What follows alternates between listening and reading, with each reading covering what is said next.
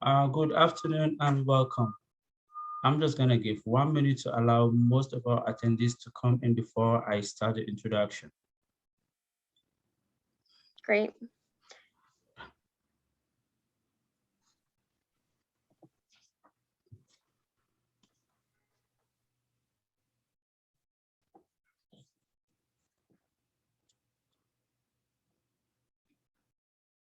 I see a couple other people joining. Good afternoon. We're just going to give it another couple seconds here and then we will get started.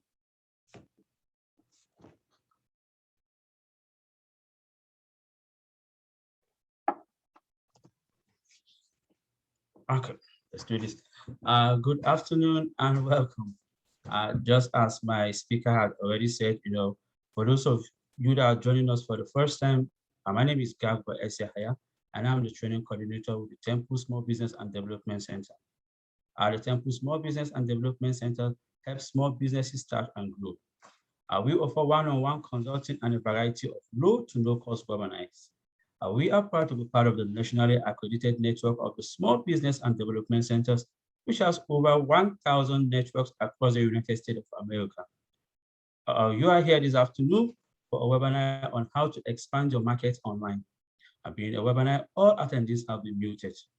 However, we always encourage you to drop your question in the Q&A or the chat box. In addition to this, a copy of the PowerPoint and the link to the recording will be sent to all the attendees. Without further ado, please allow me to welcome our speaker, even as she takes over the floor for the presentation. Ms. Sarah, you're welcome. Great. Thank you so much, Garba, and welcome everyone. Happy, what is today? Wednesday. I'm glad you're here with us today. We have a bit of a smaller group, so feel free to ask your questions. Garba will be watching the chat and the Q&A for me. When it's a more intimate group like this, you have the opportunity to really say whatever you want and get the most from your peers, but also from me in terms of what we're going to talk about today. And if it's quiet, it's a little quiet. Some of our webinars are quiet. I'm sure some of you have been on some of our webinars where you have a ton of people talking and asking questions. But I'm just going to dive right in and we'll see how you guys are feeling as we move through the presentation. So as Garba said, we're going to be talking about how to go international via e-commerce. And e-commerce can mean a lot of things for a lot of different people, but essentially that definition is e-commerce is being able to pay for products online and buy products online. So we're talking about how you can diversify your international strategy or create one if you don't have one through this digital world that we now have versus, before or, in previous years, you might be trying to do exporting and importing that are not as much with consumers and people buying products on your website. You might have been doing things that were more related to sending emails or getting shipping orders or things like that. I mean, there's a ton of different ways you can go international, but obviously e-commerce has made it much more accessible to small businesses. So we're going to jump right in here. And as Garba already said, we are the Temple Small Business Development Center. So besides being just one of 16 centers here in Pennsylvania, there are tons of services you can get from us or any of the other centers, namely one-on-one consulting. So if after today you're thinking you want to go a little bit deeper into what the next tangible steps will be for you in going online internationally, then you can meet with our consultants one-on-one. We do also offer a ton of business education programming and webinars like the one today. So why am I the one speaking to you about this? Well, international e-commerce actually segments two of my areas of expertise. I am our digital transformation program manager here at Temple, which means I'm in charge of our digital marketing and e-commerce webinars and programs. So you might have seen me teach a couple of them myself, or I enlist guest speakers who are subject matter experts to speak on key areas. But I also am an export certified advisor by the Small Business Administration. So these are two fields that I am really passionate about, and international e-commerce kind of allows you to do both. So here's what the agenda is going to look like for today. We're going to talk about why you might want to go international. So for some of you that are thinking, I already have some international partners, or I kind of already have an idea of what I want to do. This might be a little bit redundant, but I know we get people from all walks of life in these webinars. So we're going to start right from the beginning. Why would you as a small business even be considering this? If this is your first time getting on a webinar considering international business, this is a great starting point for you. We're going to talk about international marketing, which is arguably more important than even having an international website, is being able to then market it correctly. And then we're going to talk about web design, cybersecurity, things that you should be aware of when going international. And then what I always like to do after going over some of these bigger bucket items is giving you some specific steps on where to start if you've never done anything in this space before. So if some of you have attended my other webinars, this one is a little bit different. Whenever I do webinars in digital marketing or digital tools and design, I like to have some really clear calls to action. With international business, it's a little bit difficult because it's not linear. It's not like the strategy for those of you that want to go to China are going to be the same as those of you that want to go to Canada or Europe. Or maybe you're saying, I don't even know what country I want to go into yet, Sarah. I just kind of was thinking I might want to do it. So a lot of the things that go into international business are a little bit more general. These are all questions for you to start considering. And I definitely think you need to have a plan of action before actually setting yourself up for that international business. But then this where to start section here is going to really help you define, once you've figured out what you might be thinking in terms of strategy, what the next step will look like for you. So if you have questions throughout, like I said, please let me know. We're then going to talk about some other key resources that can help you, because obviously going international can be a huge hurdle for small businesses. So we'll talk about some other resources available from our partners that can help you do so. So I'm going to jump right in, the why and how of international business. So like I said, we're going to start with just a baseline idea. Is international business possible for me? That's probably a question many small businesses are asking themselves. You on the call might have asked this. And many people get overwhelmed by the idea of international. But is it possible for you? Yes, it certainly is. Yes. So you might have already thought that it was possible, and that's why you're on this call. But I'm here to confirm that for you. International business is possible no matter how small of a business you are. Now, if this was 20 years ago, I might not have been saying the same thing. International business was a lot harder when there wasn't digitalization. You really had to have huge budgets. You had to have a team of staff maybe in these other countries to kind of create those cultural relationships and create sales. You might have needed that physical presence there. And it was very expensive and it required a lot of scheming and strategy from a big team. And that's not something many small businesses have or have access to, whether it's in terms of the size of your employees or the size of your bank account. So 20 years ago was a lot different in terms of what was who was capable of being in the international arena. But, now we've seen that as of 2 years ago, global e-commerce sales. And like I said, I prefaced the beginning, right, with what e-commerce is. So when I say e-commerce, we're talking about being able to buy products online. Global e-commerce sales have reached over 2.5 trillion. And just in 2 years, which is 2023 is not as far away as we all think, it's estimated to go up to 6.5 trillion. So there's a ton of opportunity as people become more interested in going online and buying products. But it's also so much easier for you now because you can set up a website, create some basic supply chain logistics, even if you're just a very small business and thinking, I'm just going to have people buy my products online and then I'm going to send it through UPS, whatever it is. You can start in this space and it doesn't have to be big or grandiose. But yes, it certainly is possible if you are willing to just do a little bit of research on, what it's like to go into a different country in terms of the taxes and what's the other word I'm thinking of? Any tariffs or fees that might be involved with different countries. So like I said, I'm not going to go into a ton of detail on which countries have tariffs, which don't, what are the taxes, what are the different things that go on there, because it's going to be different for every single country. What I will say is if that's something that you are really interested in, we do have a webinar tomorrow called Export and Import 101. And we will be going a lot deeper into detail on that tomorrow. So I encourage you to attend that webinar as well. For today, we're really going to focus on the big picture of if you are ready to go international, what can you do next to make sure that your business is ready to set yourself up to actually even get items to people all over the world. So there's kind of two things here, right? You certainly want to make sure you know how to get your product into and out of countries and what that might mean for you monetarily. But before you even get to that point, you need to make sure your business is ready. So here we go. We're going to talk about a couple more reasons why you might want to be abroad. So I'm not here to push going abroad to anyone. Some of you might attend this webinar and say, you know what? I now realize that international business is not what I'm ready for right now. That's also perfectly fine. I always think it's important when you watch a webinar, whether you decide to go in that direction or not, to just understand what that next step looks like for you, because there are a lot of steps in this process. But if you were thinking about going abroad, what are some of the benefits? These are some things that you might have considered already. Some of them you might not have.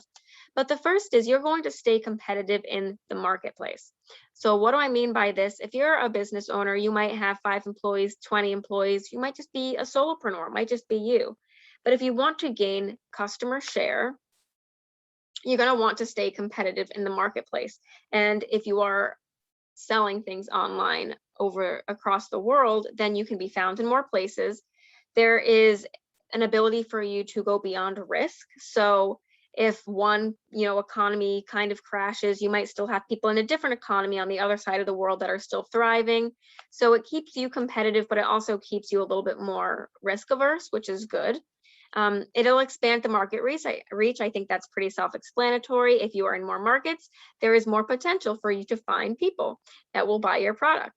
You can explore untapped markets with the internet really easily. So like I said, 20 years ago, this was a different story, but you can explore markets via using the internet, not even just having your presence so people discover you, but you can discover what is a good fit for your product also using the internet. There's a ton that can be said in terms of market research that can help you find where people are more interested in your products. And I think the last time I taught this webinar, I gave the example of maybe flip-flops. You might be selling a lot of flip-flops and you might be located in Pennsylvania and you might not have a ton of service for flip-flops in winter. But you can explore other markets based on their geography or their culture or other factors. And you might find that besides maybe just going to Florida, which is a good fit, but you might also find people in Mexico or Brazil or other parts of the world that are looking for your product. And you can really delve into that in terms of diversifying where you are and how you can continue to make profit. So this fourth thing I have here is called economies of scale. That's a business term. You are not required to remember it, but it just might be interesting for you to think in terms of economics and business terminology. What am I referencing here? Economies of scale essentially means that the more you sell of a product, the cheaper it can be for you. So you have a better return on investment. That's why, for example, you've seen things like the assembly line.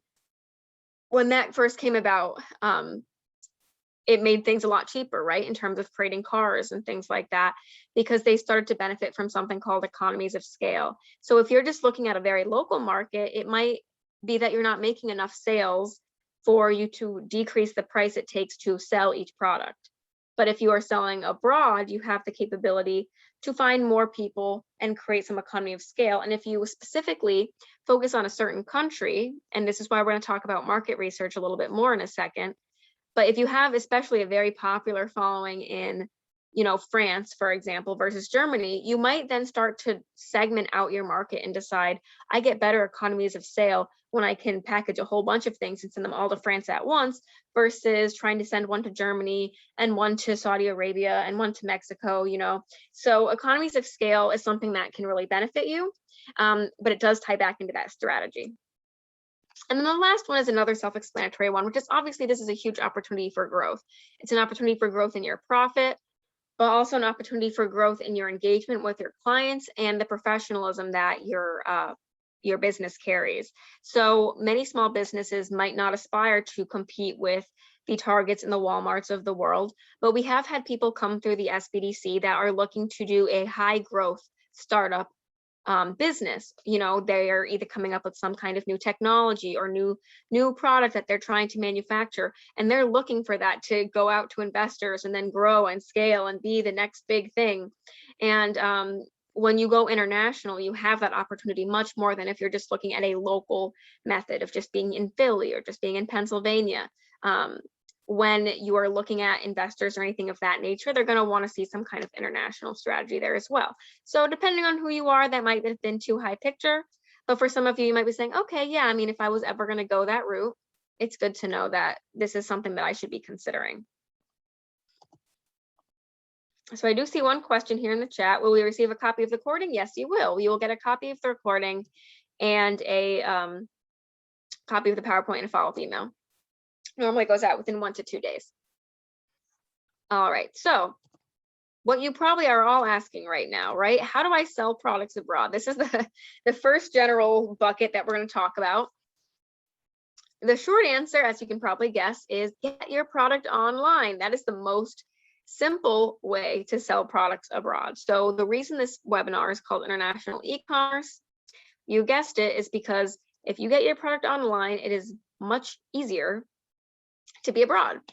But of course, it's not just that simple. I can't say you're going to make a website and now you can sell abroad, because it's not that simple.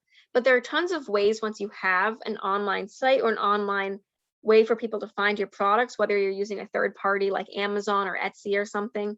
There are tons of ways you can then choose to sell your product abroad. And over here on the right, I just have a couple examples. You can use your own website, and then this is the example I gave earlier, right? You can use your own website and then just ship it, you know, either through UPS or FedEx. You can do that yourself.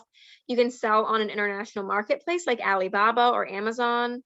You can use a third-party service to ship your products, whether that's finding a supply chain contributor, or you know, if you're doing business that has a lot of IP, or you're just selling products or things over the internet that are, you know, are intangible products, you might be able to use a third-party service like Zazzle, or what's another good example?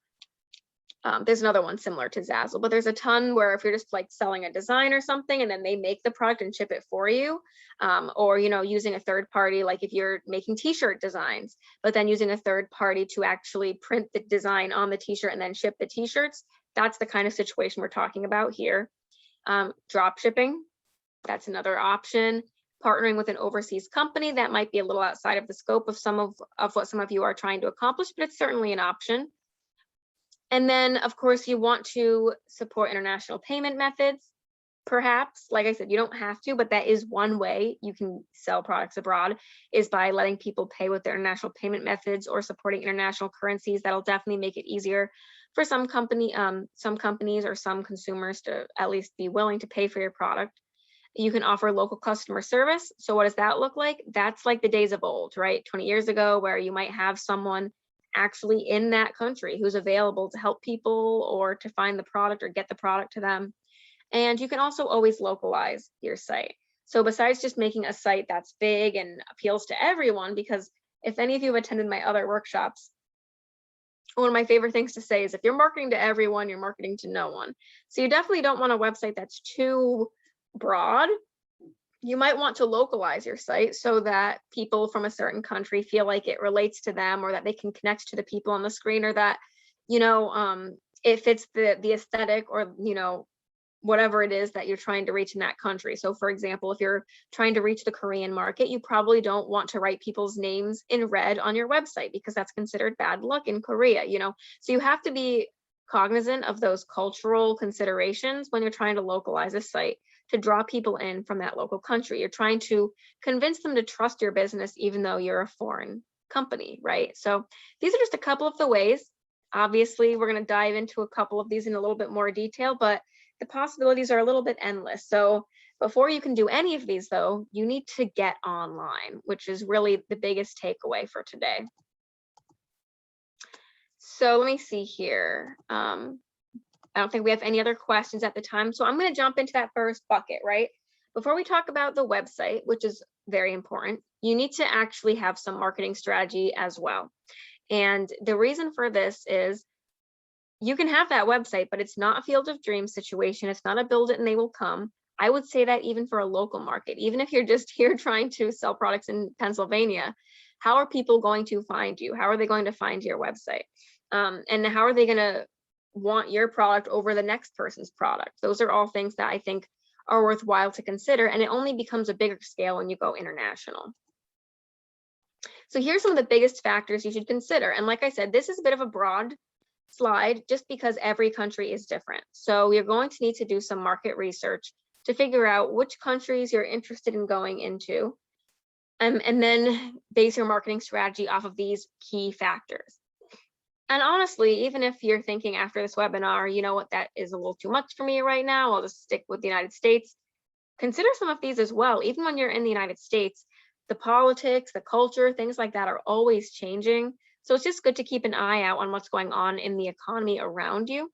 So what do I mean by a couple of these? Well, if you're going to go abroad, you're going to want to keep some attention to what's going on politically between the United States and whatever country you're trying to ship to. The reason for that is if there's some kind of political tension, like for example, between the United States and China, a country can then start to include tariffs or other fees when you ship products to and from the countries. And that can really add up quickly for a small business. Sometimes there are tariffs and then they get taken away and then they go back.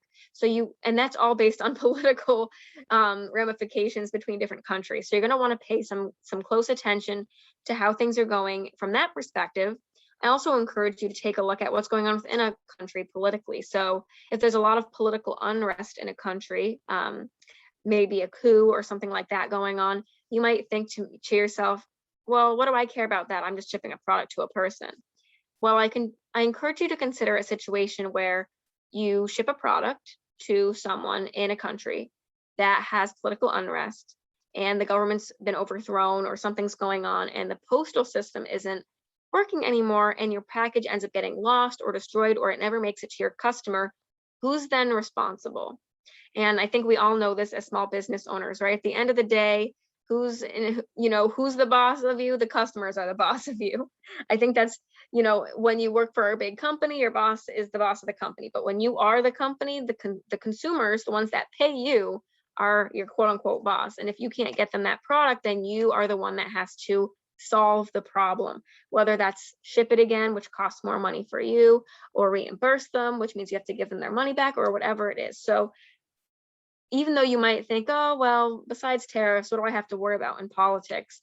There are reasons that politics can get in the way and can affect the infrastructure of a country you're trying to sell a product in.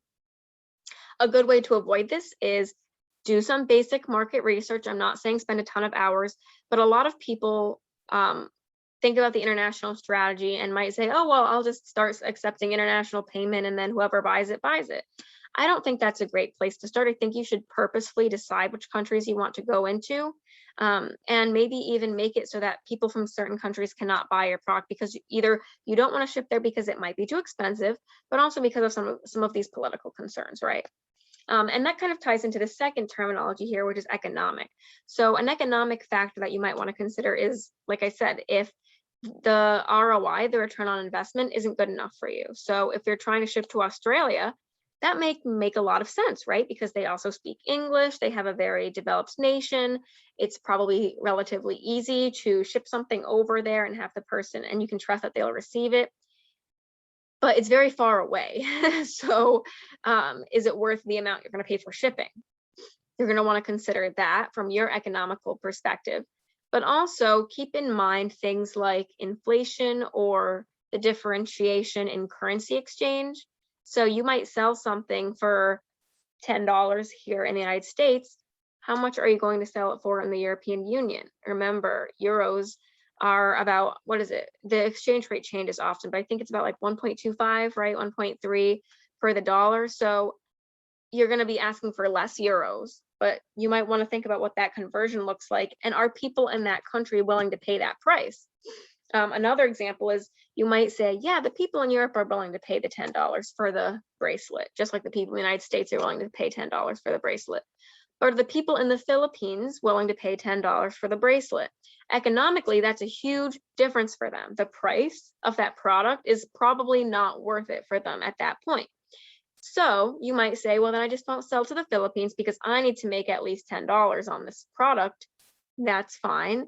That's you starting to consider the strategy for your international markets. You might consider not going into markets where it doesn't make sense to sell a product, where you won't make the money you want to make.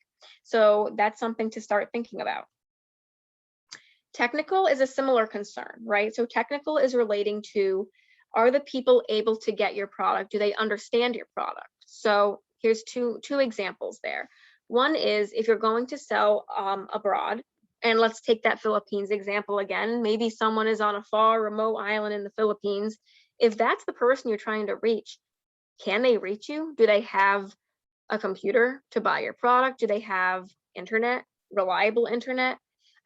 So technical is going to relate to also the technical capabilities of your consumers. We've had quite a few customers come in that, Philadelphia is a very diverse city, right? There's people from all over the world. And I just met with someone a couple of weeks ago who came over from Nigeria. He's been living here for a couple of years, and he wants to start doing an international e-commerce site to sell products in that country. That's great. But if you're trying to read, and he knows that's his market, right? He's purposely going into that country. So we do ask, then consider, are the people you're trying to reach, do they have the do they have access to the computers? Do they have access to the web, the internet, consistently? And many of the people in Nigeria do. But if there's some remote markets that he's looking for, maybe it would be a different story. So, or if he starts looking at other countries in Africa as well, and they might be a different story. So it's just something to consider, And then the other option is, if you're selling a product that's technical, can the people you're trying to sell it to understand how to use it? So that's not a judgment on people's technical capabilities because of their brains. It's just, that's almost a cultural question. Is this something that they're going to understand how to use or want to even use? Is this something that is relevant to them technologically? So you need to start making those considerations. Legal is probably the biggest one on everyone's mind, right? Legal is the, how much is this going to cost me? Can I get through this through customs? Is there going to be an issue if I sell this to XYZ country? So those are things to consider, right? For example, you can't get food into some countries. And even like Hawaii, for example, you can't send certain products to some places, and you might have to deal with some of those legal ramifications, like going through customs and things like that. So that's going to be different for every country once again. So you're going to want to take a look at some of the fine print, and we'll go over some resources to help you start digging into that. I promise I'm not going to leave you out alone to figure that out. Environmental. I feel like when I get to environmental, a lot of people think, okay, well, she's talking about, being green.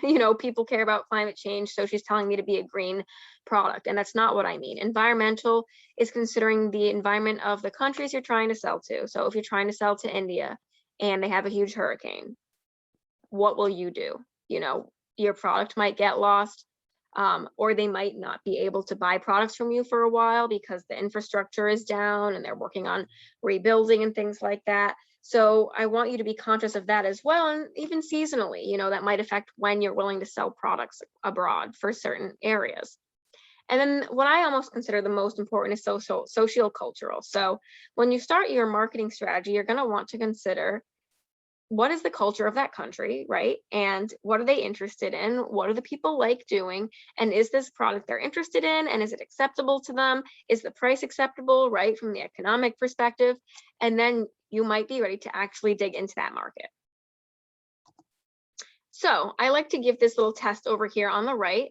When looking to expand internationally, and let's say you're going to use social media, which is a great place to start, what should you do first? And I already answered the key question because we're trying to get through this presentation relatively quickly. But I feel like a lot of people, when they go through the list, they'll say, yeah, I should use popular phrases and memes from that area. That totally makes sense. I'm digging into the culture, right? I'm using phrases that they like, so it'll be seen more. Treat all social media channels the same? No, I think most people realize that you should not do that when you're going international, right? You want it to match the culture of the place you're trying to find. Not advertise at all? Nope. I think most of us can agree that that's a bad idea. So why would we not use popular phrases? And here is the key that I think a lot of people overlook, which is you need to analyze platforms that are popular in the area first. So like I said, it's not a build it and they will come. You need to go where the customers are. And you can use all of the popular phrases and memes from XYZ country for days, and it won't do anything if the people cannot find it because they're not on that platform. For example, if you're trying to reach people in China and you're posting on Facebook over and over and over again, you're even posting in Facebook in Chinese, won't matter because you can't open Facebook in China, So those are the considerations you're going to want to think about from that cultural perspective as well when you're going online. So what are the key considerations? You're going to want to determine what international traffic is going to your website. And some of you might, despite my advice, go with the whole, I'm just gonna say I'm doing international and see what sticks. People do that, you know, and then if you see that there's a ton of international traffic coming from a couple countries and not the others, pivot your strategy in that direction. Or you might want to do some market research up at the beginning to decide where you want your international orders to originate from. But once you know where your orders are coming from or where you want them to come from, I do encourage you to consider any cultural or language differences that are going to come into play. And then, of course, we talked about the economic and political barriers, and we're going to talk about GDPR and other standards in a second. So, like I said, I'm not going to leave you out. You want to know what the market research is going to be for you. And what is market research all about? It's finding your unique value, which fits in here between what your customer needs and cares about, what you do really well, and what your competition does really well. So you want to find that sweet spot where you fit. How do you know that when you're going international? I encourage you to look at international websites, go see what other people are doing in that space, try to emulate that, especially from a cultural perspective. Review websites from your desired industry. So if you're a manufacturer, look at other manufacturers. If you're selling clothes, look at other clothing lines and other clothing websites. That's where you're really going to start to see, okay, what are the other people doing and how should I be similar to that, but also still differentiate myself and give people a reason to come to me. And it's always good to look at key trends and innovative ideas. The reason behind this is what is a key trend in France, for example, might not be a key trend yet in the United States, and you could be a trend setter. But also you don't want to be behind the trend. So you don't want to go into France, for example, and not be on that trend. So it's really important to just stay on top of the loop. And how do you do that? You can look at some social media, follow people that are very prominent in those countries, see what they're posting about. It's a great way just to start get a feel. Like I said, I'm not going into this telling you to be expansive and spend hours upon hours looking into this, but start to get a feel for what's going on. And a lot of this you can just review quickly or set a notification to follow these things and review them as you go, because your international market plan is not going to come about in a day. It's going to take some time to really evolve. So what can you do? One, I encourage you to look at SBDC Net. Anyone who works with an SBDC can ask their consultant for assistance through SBDC Net, which is a program offered by the Texas SBDC network where we will do international market research for you. So if you're interested in a specific country or figuring out how your industry or your product will work in a specific country, what the demographics are, things like that, ask your consultant and we will connect you with SBDC Net. Another option is IBIS World. IBIS World is a paid program, but if you go to your local library, almost every library offers IBIS World for free as long as you're on the library computer. And it is an online international database of what is going on in terms of trends across the international markets. So you can start getting a feel for that there.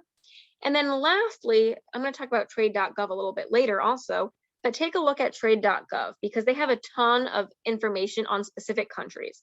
So like I said, the point of a webinar like today isn't for me to say, and this is what France does, and this is what China does, and this is what Japan does, you know, because each of you is going to be looking at different markets. But trade.gov does have specific profiles for each of these countries that you can take a look at. And they also have a ton of other really great resources. They have export plan templates, international market research templates, and all of those kinds of things that you can also use to really expand your strategy and know how you're going to market something. So that is the basic of marketing, right? Is you might be saying, okay, Sarah, that gave me a lot to think about. And now you kind of have an idea of where you would start the research. The important thing here is to start that research. There isn't a one size fits all, but you do need to consider those 5 factors that we talked about. They are highly important. No matter which country you're going into, you need to consider what makes sense for you, what makes sense for those customers. Because like I said, if there's no one in that country that's interested in your product, you don't want to spend a lot of time marketing to that target market, right? If they're not interested, then you don't want to spend the time either on your website, which we're about to talk about, or marketing, or on social media, or anything, you know, in that place if it's not the right fit for you and for them. So that's why we start with that first to kind of set the tone. And then we're going to talk about international website design, right? So how to make an international website. And like I said, we're going to go through how to get started strategy later, but these are my initial advice for people who are trying to create an international website. And many of these strategies here are assuming you have a website, right? So as you saw me say at the beginning, if you want to go international, you're going to need a website. If you don't have a website, we're going to need to get a website. But this is assuming you have one. And of course, you'll all get a copy of these slides. So even if you're thinking, I'm not ready for this right now, Sarah, when you are ready, please go back and refer to them. But the first thing I'm going to say is you need to pick a site segmentation strategy. So what do I mean here? You're going to want to decide how people can find you when they are looking for your domain online. So for example, what is the domain for Temple SBDC? It's temple.edu. Edu is for educational institutions /SBDC. What is the domain for Walmart? Walmart.com. So the most common domains are .com, .org, .edu, et cetera, and those are all local to the country you're in, and then can go international, right? So a .com doesn't mean you're just in the United States.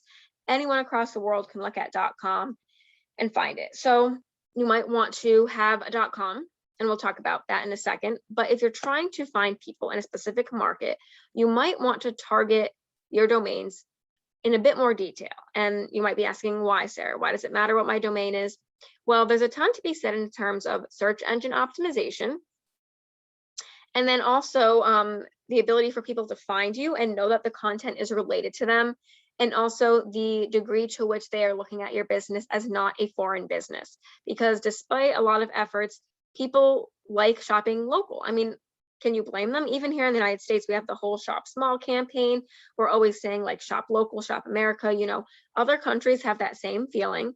And so when you come into that market, many people, and I'm not saying everyone, but there are going to be some people that might be a little not put off, but just wary when it's a foreign company, like we said. So there's a couple different ways you can make your website domain a little more appealing to them. The first is you can create an international domain. So like I said, if you know for sure you definitely want to be in France, instead of having just a generic .com, you can create a country code top level domain, which is your company.fr for France. That way, if anyone searches your company and they end up on your website, they'll say, oh yeah, I know this is meant for me because I'm in France and this is a French website. Okay. So you can do that. What I will say is some of you might be saying, but I don't want to just be in France. I want to be in multiple countries. Excuse me. Then you might not want to just have an international domain. You want to do one of these other criteria, perhaps. But that's one of the ways. International domains help the search engine optimization within that country. It makes it easier for people to find you, and it adds that legitimacy that you are a website that's meant for people in that country. So that's one way to do it. You might also want a subdomain or a subfolder. The difference here is if you're making it or if it's actually like a separate page within your website. So a subdomain is almost like a separate site within your site, right? So if people type in fr.yourcompany.com, they can find the French version of your site without ever having to go to yourcompany.com. They can just go to fr.yourcompany.com and have it go right to that. Same thing, you can have one that says us.yourcompany.com or, you know, hk.yourcompany.com or whatever you want for the country. And the subdomain allows you to have a little bit more control over the segmentation of the people that are going onto your site. You can just send them to the correct part of your site. But what I will say is it makes it a little bit more complicated for search engine optimization because it's going to treat each of your subdomains as a different website. You might like that, you might not like that. So it's just something to consider. And of course, it's this is more on the back end. So like a consumer wouldn't be able to go to your main homepage and then find all of your subdomains. They're kind of built out on the back end and then makes it easier for people to just find specific content they're relating to, or a subfolder. So anyone who has, you know, some website experience, a subfolder is basically like making a tab within your website. So you know how many people have yourcompany.com as the homepage, and then yourcompany.com/about us is the about tab, and yourcompany.contact.com/contact us is your contact us tab. So if any of you have seen like a basic website, the subfolder structure is all of those tabs that kind of run across the top that people can find. And you can certainly make a tab that says French or like for French consumers or whatever you want it to be, and then have it be the .com/fr. So making it a separate tab. What's good about this strategy? makes it easier for you to find. And the search engine optimization is slightly better than a subdomain. It's not as good as an international domain, but it's slightly better than a subdomain because it's still treating your site all as one site. But it could make it very complicated for people to then find their information on your site if they don't know how to find that French tab. And especially if you're going into multiple countries, you might have all of these tabs. So you're going to want to pick some kind of segmentation strategy though, and this might be big picture for a lot of you, but I want you to start thinking about these things because maybe you are just starting off with one website right now, but as you start trying to diversify yourself internationally, these are the things that are really going to set you apart. The next thing is pick a language. So the reason I put site segmentation strategy at the beginning is if you are going to create a website where people can have it in their native language, you're probably going to want a site segmentation strategy because you might want part of your site in English and part of it in French and part of it in Chinese, et cetera, et cetera, et cetera. So there's a reason that we talk about site segmentation strategy. First, you probably don't want to just have your website be in French because then what about your American consumers? I mean, unless they speak French, you're probably going to still want an English version somewhere. And you want people that you want to find it in English to find the English version. You want people in France to find the French version. So there is a reason you want to segment it, but you're going to want to then consider which languages are worth it for you to put on your website. Like I said before, this is a great way to start doing some market research. And even if you start off just seeing, how many people are buying your product from different countries. If you see that there's a lot more traffic from A country versus B country, then at some point you might want to then pick that language and start translating it. So I'm not going to say that people start off with different languages on their site. A lot of the time it's a little bit more organic, right? You've noticed that you get a lot of people from France on your site. So you then consciously add the ability for people to find it in French. So this isn't to say you have to have your site in multiple languages to go international. You do not, but if you're trying to grow internationally, it's a great start. So what can you do? You can use Google Analytics to help you pick which language. So Google Analytics can review any website, and we have whole webinars that talk about that. But then you can use that to decide which language you want to start with. And then Google Analytics can also help you, if you use the Geo tab, find out where people are buying your product. And then you can decide, a lot of people are buying from XYZ place. I want to use that language or the location of that language, and I want to put that on my site. So now you've decided, I want to put that new language on my site. How are you going to do that? You're going to want to translate your content. And one thing I will say is do not use Google or Bing Translate. The free solutions do not do a good job. Anyone who is native in a different language can tell you that.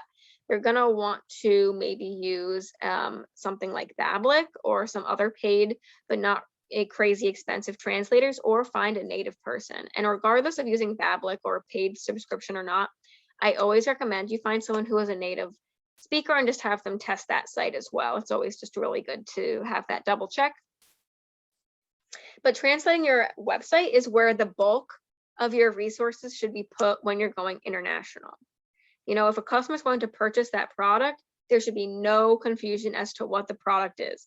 The worst thing you can have is you're trying to sell it abroad and the person doesn't know English really well, so they think they know what that sentence meant, but they didn't really, and they buy it and it's not at all what they wanted. You do not want that kind of situation. So pick the languages and then decide how you're going to translate that content.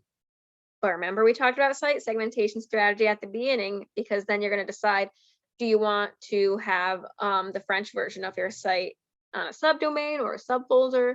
So these three things kind of all go together. So the next step would be redirecting the visitors, right? This is kind of making sense to most of you, I hope. You'll want to decide how people are going to get to the part of the site that has the language they want. And many of you might consider doing a link element, which basically means you have a home page. So let's just say you did like the .com. And then it has a link element that lets people see a drop down of all of the different languages that your site is available in, and they can click that language and then it routes them over either to that subdomain or to that subfolder where it's available in the language they want. That's very popular. I've seen a lot of people do that. Or you can give link options to visitors. So that would mean when you are specifically targeting people in France, for example, you would give them either the international domain or that subdomain, to the French version of your website, and you would only give to people in China the China version of your website, et cetera, et cetera. The only thing I will say about that is it can get a little confusing for yourself, maybe, to keep track of all the links you're sending out to people, but it at least makes sure that when people land on your site, it's already translated, which is really big, versus having people go to your main site and then pick their language. It gives that foreignness a bit more of a feel, you know, versus going to a site and having it automatically land to look like it's meant to be for that country. So those are the two pros and cons that you kind of have to play around with. You're then going to want your website to be on the search engines, right? So you have a website, it's translated. How are people going to find you? You want to make sure you're on the search engine that the people in that country are using.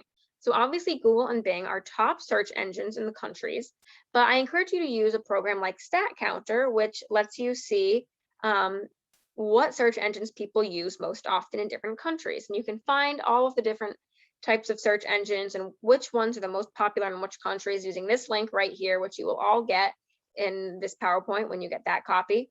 So for example, let's take that China example again. China does not have Google. So even if you are optimizing your website for Google and you made a Google My Business page and you did all this really great stuff, people in China are never going to find it because 60% of the people in China use the search engine Baidu. So you might want to be on Baidu. So those are some of those things that you might just not know if you don't come from that international background that you can kind of start to think about. So what can you do in terms of keywords? You might be saying, that's great, Sarah. Once I find the search engines, how do I know to optimize it? How am I optimizing it for SEO? You can use keywords. Use keywords like international shopping, international orders accepted, shipping from, shipping to all parts of the European Union, et cetera, et cetera. Like start to really put words like international and export and shipped abroad and those kinds of words either on your website or in the metadata behind your website so that it starts to show up. So that when people are looking for international options, yours is now popping up higher on the list when people are Googling. So those are some of the ways you can start to prove to people that you are an international website and that they can buy your product abroad. The last thing I want to mention really quickly here is that was how to make an international website. Okay. And if that was overwhelming already, I get it. International is huge. But let's say you made an international website. That was just the first step, right? Now, the name of this webinar was International E-commerce, because you then need to have people pay for the product online and then get the product to them. So you now have an international website. You then have to consider how payment and all of that is going to add a layer of complexity to the site. For example, if your site is translated into French, is the payment provider that you're using, whether it be PayPal or Square or whatever, also available in French? Is it even available in France? It might not be, can it accept currency from that country? So we're going to talk about that too, but it's just an extra layer of complexity here. Like I said, you're going to want to pay close attention to regulations. I'm not going to spend a ton of time on this, but duties, taxes, customs, and free trade agreements are definitely things that you just might want to consider from that political factor that do come into play when you're selling abroad to certain countries. And here's a ton of information at this link here that can kind of help you figure out which countries currently have free trade agreements versus which you might have to go through customs and things like that. And then thinking about shipping and returns. Remember, we talked about this already. What do you do if someone's product gets lost? What do you do if they don't ever get it or they don't like it? So you want to make really clear expectations on your site about how long delivery will take, because international delivery can take very long. And you want to give an estimated price that's pretty accurate on how much the shipping is going to cost based on where it's going internationally. And then you want to establish a clear return policy. So here are some bullets to consider in terms of return policy. Jill asked, which US e-commerce platform is the most international payment friendly? That's a great question, Jill. I think I'm about to get to that on, is it my next slide? No, let me see here. It's this slide, and we'll talk about it a little bit more in a second, but PayPal, Square, and Visa are the most popular. PayPal accepts it basically anywhere. So we'll talk about that in another second. I know we only have about 10 minutes left here. This is a jam-packed session. E-commerce international has so much to go over, but I will talk about that in a second. So really quickly, cybersecurity. I don't want to spend a ton of time on cybersecurity because it's a really dense topic.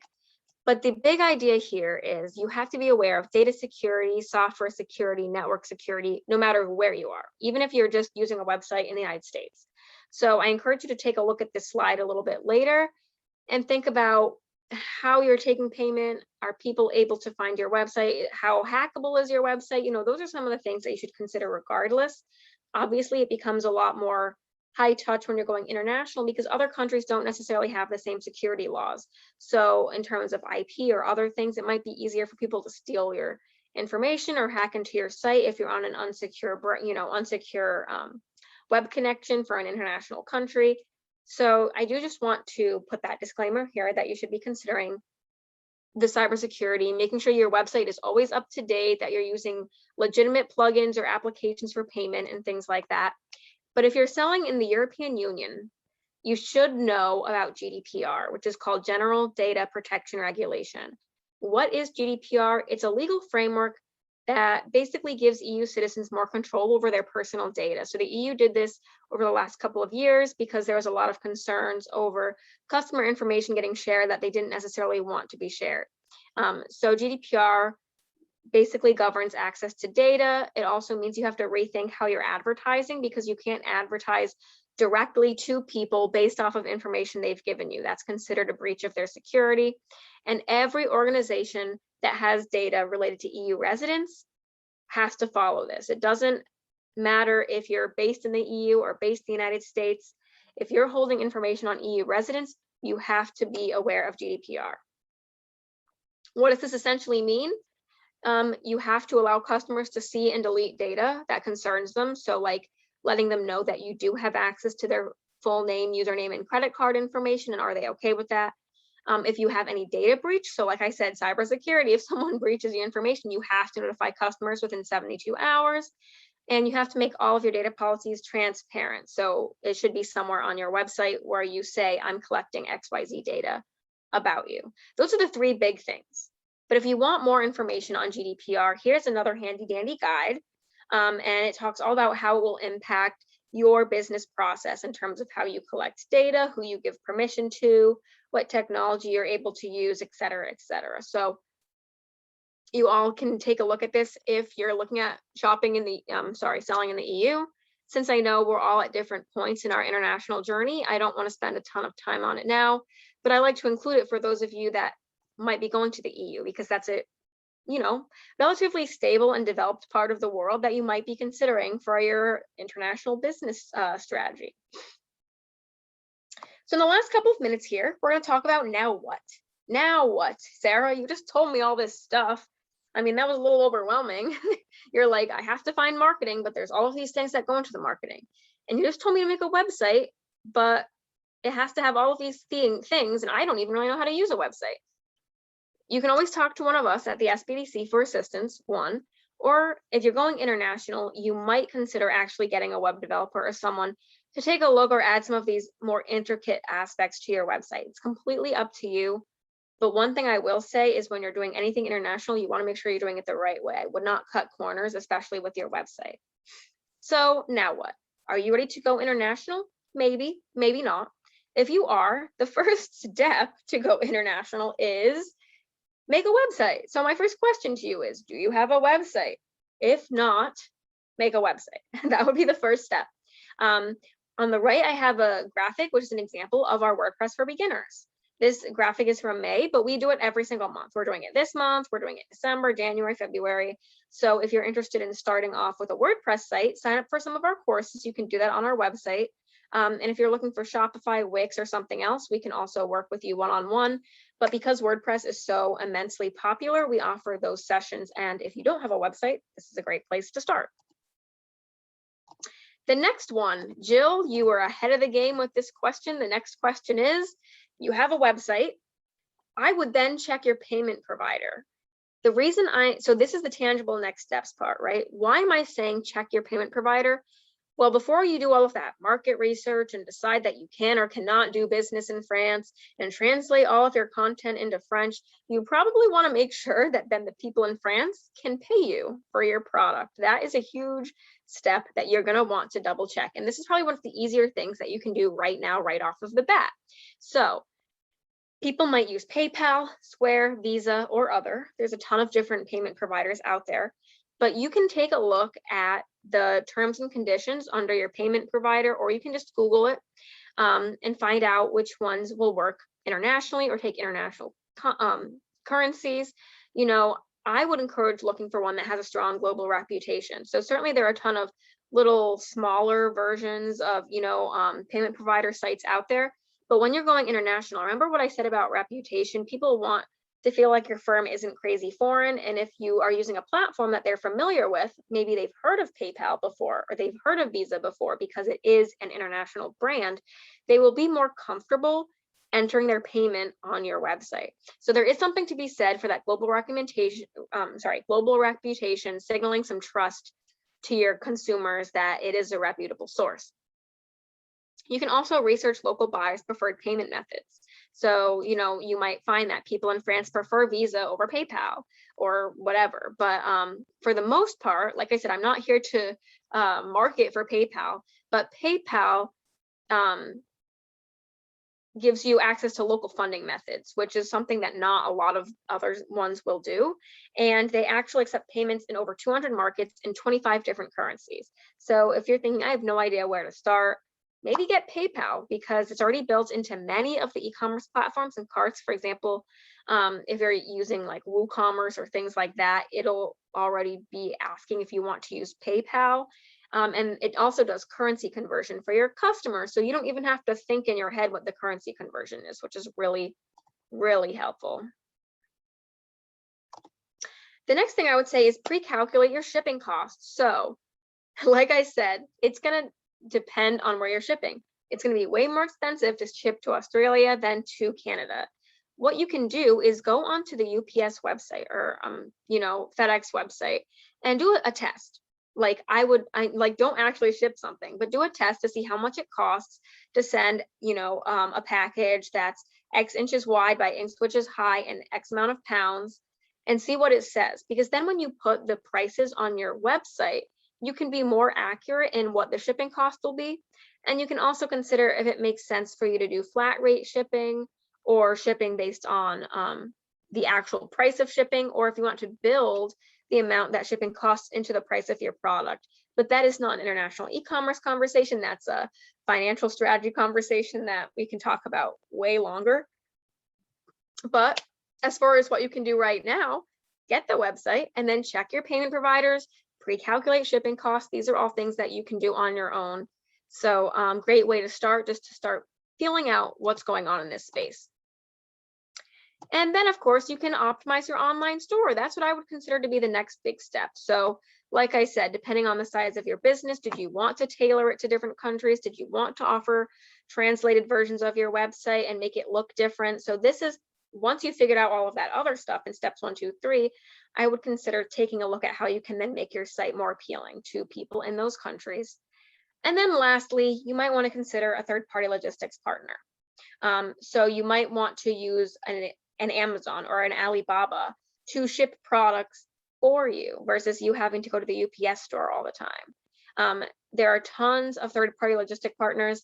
This could also be an entire webinar in itself, but I think I don't want any of you to forget that once you have the website and people pay for the product, you still have to send them the product. That's the biggest hurdle with international marketing, okay?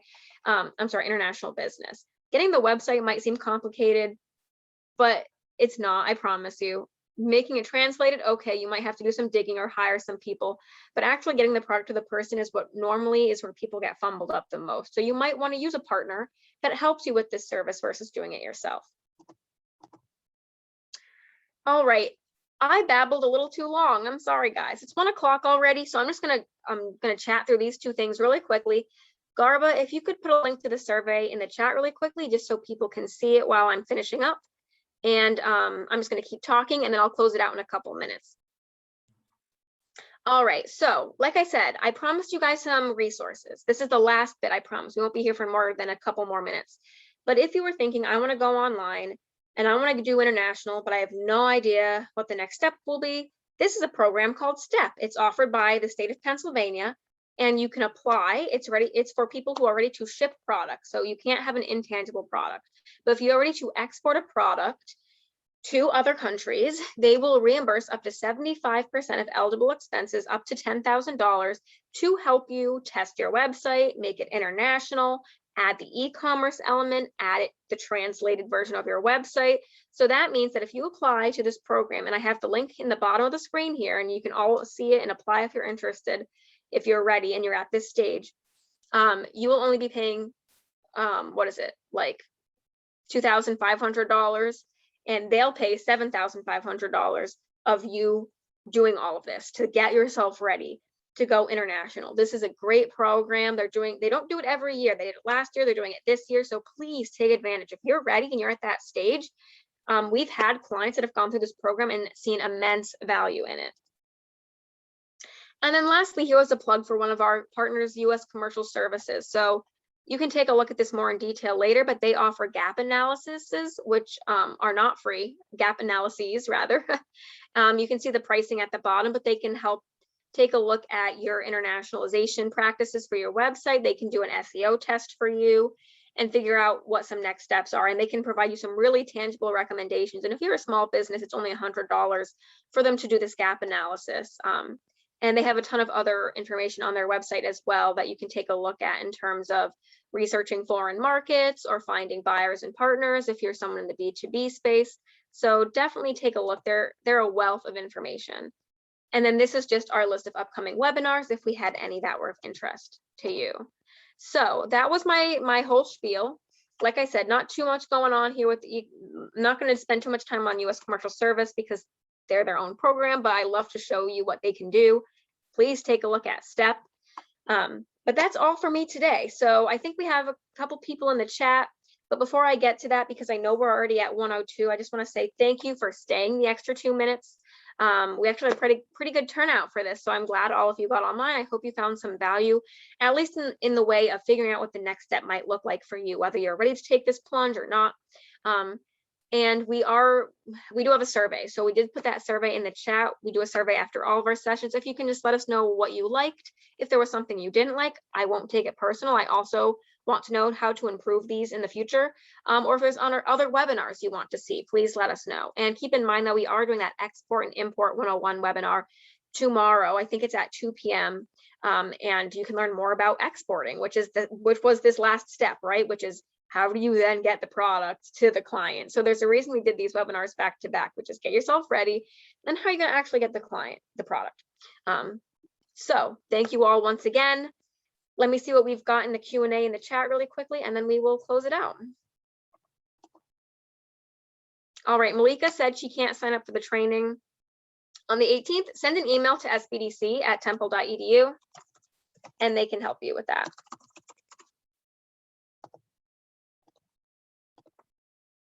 All right, Garba, I think we are it. We had a thank you, and then we have the survey in the chat. So please fill out that survey. Garba, why don't you close us out, and then we can go for the rest of the day. Yeah, I actually posted the survey link. It's on the chat. Great. All right. So like he said, it's already there. Thank you all for joining. Like I said, please fill out that survey. And if you have questions, you can always send us an email at sbdc@temple.edu for more assistance. Just as my speaker actually said, thank you everyone for keeping it a day with us. Do have a nice day. Bye-bye. Bye, everyone.